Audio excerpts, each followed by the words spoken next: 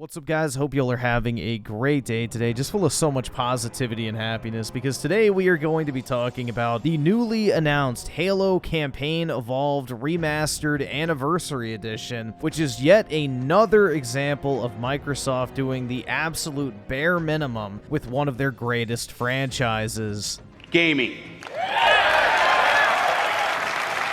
Now, this announcement is coming right off the back of the release of Gears of War Ultimate Edition Reloaded, which was a lazy, half-assed port of Gears of War Ultimate Edition into Unreal Engine 5 that released on PC, Xbox, and most importantly, the PlayStation 5, with no real additional content and minor graphical tweaks. Now, the important thing behind this was the fact that it was the first time the series had been releasing on PlayStation 5, and instead of Microsoft going all out to get the PlayStation user base interested in the franchise by releasing a Marcus Phoenix collection, for example, which also would have revitalized the existing fan base on PC and Xbox as well, they decided to take the easy way out and do a half-assed, lazy port of Gears of War Ultimate Edition, and well, we saw how well that worked out. The multiplayer died within a week or two, nobody really talks about this game whatsoever, and what was considered to be a big deal at the time, that is the very first time Gears of War was releasing on the PlayStation platform, it seems to have came and went like a fart in the wind, and no one really even cares at this point. I think Microsoft really fumbled the opportunity to introduce a new generation and platform of customers to the Gears of War franchise, on top of revitalizing the fan base in order to bring back old fans of the franchise by doing just the minimum amount of effort and maybe remastering all three games instead of just one. But of course, that would take actual effort, which is something that Xbox and Microsoft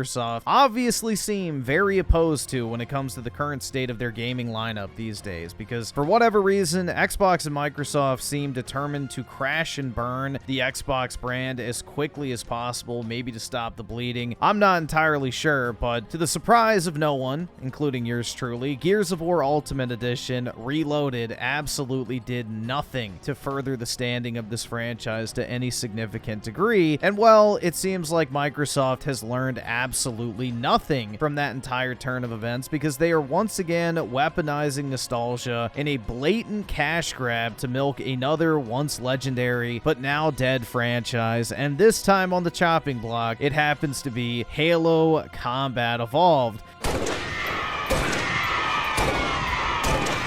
Now, this time, we are getting the fourth release of Halo Combat Evolved, so it's a little bit worse than Gears of War Ultimate Edition Reloaded that had been released 3 times. This is the 4th time we are getting the original Halo game in some iterative form. And well, this time we are getting a little bit of extra content, but they're also removing a massive portion of the Anniversary Edition of this game, as well as the content featured in the Master Chief Collection. So it's just a typical Microsoft moment.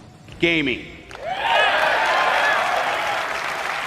So in this new release of Halo Combat Evolved, appropriately named Halo Campaign Evolved, it will feature a visually remastered Unreal Engine 5 campaign with 3 additional prequel levels between Master Chief and Sergeant Johnson, kind of explaining their relationship, and that is it. No multiplayer, no firefight, no forge, but hey, at least there's going to be 2-player co-op split screen there on day 1.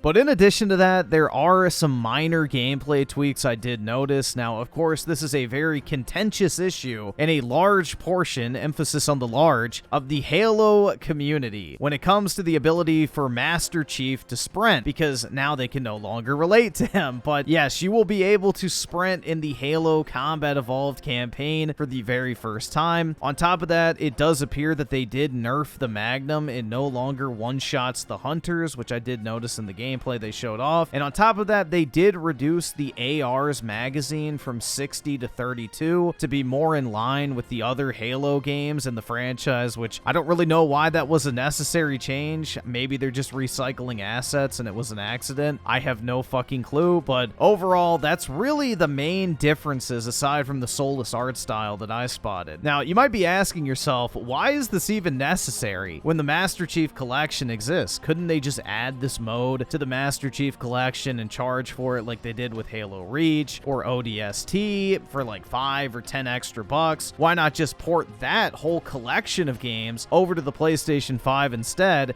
and launch it with this particular remastered mode of Halo Combat Evolved? Well, unfortunately, that would make way too much sense, and it would defeat the purpose of this being a blatant soulless cash grab to weaponize nostalgia on games you used to like and franchises you used to love in order to extract as much money from you as possible while doing as little work as humanly possible at the same time. I honestly wouldn't even be surprised if no one at 343, or I'm sorry, Halo Studios, even knows how to actively develop anymore for Master Chief Collection with the amount of turnover that they've had. I mean, it would explain the fact why Halo 5, to this day, a decade later, has not been ported to the Master Chief Collection and has been left to rot and die on the Xbox One, making it the console's only real lasting exclusive if you really think about it. But it would not shock me if there genuinely is just not any talent left at 343 and they're having to rely on cheap Unreal Engine 5 support studios that know how to work in that particular engine to basically reskin the first game in order to just have some filler, considering it's been 4 years since the last Halo game released, and it doesn't really seem like 343, I'm sorry, Halo Studios has any idea where they're going to take the franchise next. In fact, they had a complete and total leadership overhaul, so who knows what the hell is going on over there at this point. And honestly, it would not shock me if no one at that studio knows how to actively develop for Master Chief Collection at this point, because apparently 343 Industries at the time was plagued by contract workers that would only work at Microsoft for 12 to 18 months at a time. They would constantly leave and they would have to train new people on the engine over and over and over again because Microsoft has absolutely retarded hiring policies. So honestly, maybe that's the reason. Nobody genuinely knows how Master Chief Collection works, and they have no clue how to actually port it over to the PlayStation 5. That's really the only good excuse I can think of, other than them just wanting to sell each individual game piecemeal. And honestly, I would not be surprised if it's either scenario, or maybe even a mixture of both. But the main idea here is definitely to get PlayStation 5 and PC players to shell out the $40 to $50 that this game is probably going to be priced at for a game that has already released multiple times, been remastered multiple times, but this time is releasing as a soulless Unreal Engine 5 demake with zero multiplayer, with a couple prequel missions sprinkled in to try and make up for the fact that the version of Halo Combat Evolved Anniversary on the Xbox 360, as well as the version of Halo Combat Evolved in the Master Chief Collection, which goes on sale for $5 regularly, by the way, provides far more content than the Campaign Evolved Edition does in 2025, which again is probably going to be priced at the $40 to $50 mark. Now, Microsoft's greed and laziness is obviously reaching new bounds. We know that they're now trying to hit a 30% profit margin, which is over double the industry average for gaming, and this is just another example. At least with the Gears of War Reloaded Edition, they included all the content from the previous releases of the game, and it was free to the digital Ultimate Edition owners, and that is something that Campaign Evolved is straight up not doing. Instead, you get to shell out your hard-earned money for this soulless Unreal Engine 5 cash grab that has less content than the Xbox 360 game you purchased 14 years ago. And speaking of Unreal Engine 5, am I the only one that finds this game to just look so lifeless and dull now? Like, it feels like we're looking at one of those crappy fan-made Unreal Engine 5 projects that are like simulating Halo that you would find on YouTube. And overall, it doesn't look or feel like a Halo game to me. It feels like a cheap imitation, again, by like a fan making the game or recreating it in Unreal Engine 5. It has this really weird, uncanny feel to it. Like, it just doesn't belong, man. I really don't like the visual aesthetic of the Unreal Engine 5 engine when it comes to Halo. Overall, I don't think it's a positive change on the visual front. A lot of the soul has definitely been lost in the visual change, especially when you look at the inside of structures. They're just incredibly dark now. The shadows are everywhere, whereas Halo used to have this very mystical, almost illuminated look, even in less lit or low light scenarios, but now that's just been completely drained, and it's yet another game pushing photorealism, realistic lighting, and has lost a huge part of what made the game exciting and cool to explore in the first place. But I guess you can just add Halo Halo to the long list of games losing their unique aesthetic design in order to force Unreal Engine 5 adoption so that AI isn't actually Indians, so that Microsoft can outsource the work of creating these soulless ports for a fraction of the price of what it would cost a Western studio to do the same work. And that's even assuming that their own studios have enough capable people in-house to even do this work in the first place. I'm looking at you, 343. Oh, I'm sorry, Halo Studios. But the lack of talent in Microsoft, I think, is really shown by especially the Oblivion remaster, which was completely outsourced to a Singapore support studio, Gears of War Reloaded, which was just a downright lazy re-release, and now the campaign edition of Halo Combat Evolved Anniversary being reduced to a half-assed Unreal Engine 5 port. I think we're starting to really detect a problem here. Not only can Microsoft not handle basic remasters in-house, but every single one of these games ported to Unreal Engine 5 has lost its unique graphical identity in pursuit of the lowest cost, laziest way possible to cash in on the nostalgia of fans who are desperate for an actual new good entry in all three of these franchises. We have a situation where Microsoft can't even cash in on their own games themselves, and they have to outsource the easiest job in gaming, which is literally re-releasing their already beloved games. And even now, they're somehow managing to mess that up by cutting content out of Halo Campaign Edition. Like, you really cannot make this shit up, bro. It truly is sad that Microsoft has all this money, they have all these studios, they have all these IPs, and absolutely nothing to show for it aside from half-assed remasters of remasters and sequels so bad that fans are begging for more of those half-assed remasters instead, because at least they were once games that they actually enjoyed. You can't really say the same about the new entries we're getting in Halo, Gears of War, and, well, Forza's dead aside from Forza Horizon 5, which, credit where credit's due, Forza Horizon 5 is still a pretty solid series, but the overall decline in the quality of Xbox's first-party games is palpable. And I think we're going to see a very similar trend with Bethesda Studios, with Activision Blizzard, and all the other studios they acquired. It seems like whenever Microsoft gets their hands on something, it just immediately starts to death spiral. I mean, Xbox, in my opinion, is truly the Disney of gaming. They buy up all the franchises you love and nostalgia farm as many shekels out of those games you loved in the past, while simultaneously destroying the franchises with their shit-tier sequels made by people who either have no idea what made them great in the first place, or people who are so twisted and messed up in the head by their own political ideology that they are deliberately trying to sabotage these franchises. I mean, in a lot of cases, like Halo Infinite and Gears of War 5, I really have to wonder if the sabotage was not intentional. Either way, they have the keys to the kingdom, and it's not our fault that they have no clue how to run the fucking show, man. It has been disaster after disaster after disaster, which is why I draw the Disney comparison. They buy things like Star Wars, they buy things like Marvel, and yeah, for a time, maybe they can operate it in a somewhat profitable state, but long term, it is destined to fail. And we are seeing that time and time again with Microsoft-owned IPs and studios. And honestly, it really does genuinely make me sad, because I know I say this a lot, but I used to be an actual Xbox fan. I loved this platform. I loved the ecosystem. I loved the first-party games. I loved the fact that it appealed to the more hardcore, edgy, chud gamer back in the day, and they've just completely lost the script on what made people love this platform and its games in the first place. I used to look forward to the new Halo. I used to look forward to the new Gears of War. I used to look forward to getting a new Fable. But now it's just disappointment after disappointment after disappointment, and eventually you take the hint, man. There's no point in hoping for better when better never comes. In fact, things just continue to get worse and worse and worse and worse until eventually the studio or franchise gets shut down forever and you never get another entry, and you wish you would have never gotten those sequels in the first place. But when it comes specifically to the Halo franchise, it feels like this franchise, above all others that Microsoft touted and one time maintained as one of the greatest gaming franchises and most popular video games of all time, it just, to see the fall from grace from this particular franchise really just hurts, man, because I have 2,500 hours on the Master Chief Collection. When people say I'm not an Xbox fan or I'm not not a Halo fan or whatever. Yeah, I'm not anymore. I used to be, dude. I've got the numbers and hours to prove it, trust me. But it's really disheartening, dude. It really does sting a lot because I genuinely did love the Xbox platform. I loved the games that they had in their first party lineup, and I really miss that. I miss it so much because the self-inflicted damage that Microsoft has just repeatedly done to itself over the course of the past 2 generations, I feel like is completely avoidable, and it just pains me to see something you once loved continue to hurt itself over and over and over again, and there's literally nothing you can do to stop it, man. It's infuriating, but also saddening at the same time. And when it comes to Halo, man, it feels like we're kind of entering the end game here for Halo. I don't really know how this franchise can recover, and I think this particular game is only going to drive the nail deeper into the coffin at this point. Because as Phil Spencer said back in 2011, if we lose our way with Halo, we lose our way with Xbox. And while out of the many things that Phil Spencer has said over the years that turned out to be a bold-faced lie, I think that statement out of all the others rings shockingly true.